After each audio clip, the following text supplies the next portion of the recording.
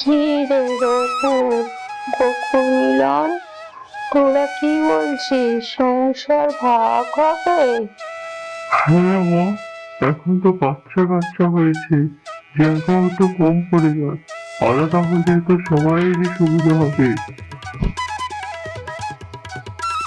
ওরে বাবা, যে উঠোনে তোরা একসঙ্গে লাট্টু খেলি, যে উঠোনে জল ভাগ করে খেলি, আর সেই উঠোনেরও ভাগ চাই তোদের?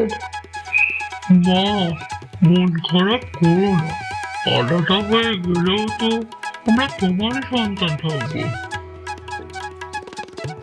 দেখবি মুন্নি, ভাগাভাগি হয়ে গেলে আমরা তিন দিকে তিনজন 70 হয়ে যাবো রে।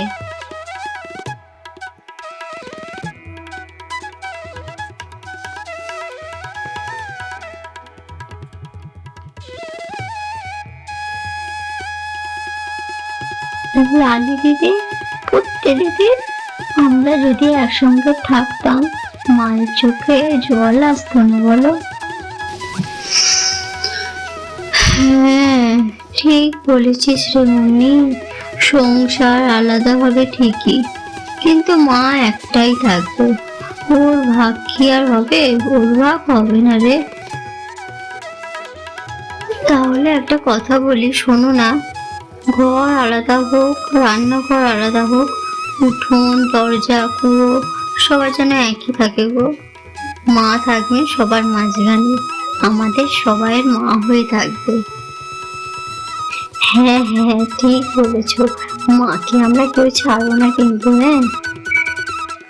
তোরা তিন ভাই কান খুলে শুনে নে, বাড়ি জমি ভাগ করতে পারিস, কিন্তু কুয়ো মা এগুলো কিন্তু ভাগ করা চলবে না। এই হচ্ছে আমাদের গায়ের রীতি, কথাটা যেন মনে থাকে সকলের। ঠিক আছে মোড়ল দাদা, মনে থাকবে তো।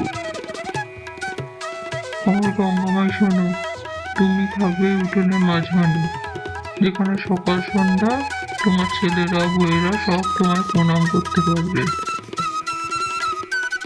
ওরে বাবা, তোরা যদি ভাই ভাই মিলে থাকিস, আমি সারা জীবন এই পুকুরির খাটে বসে গান গেয়েই কাটাবো।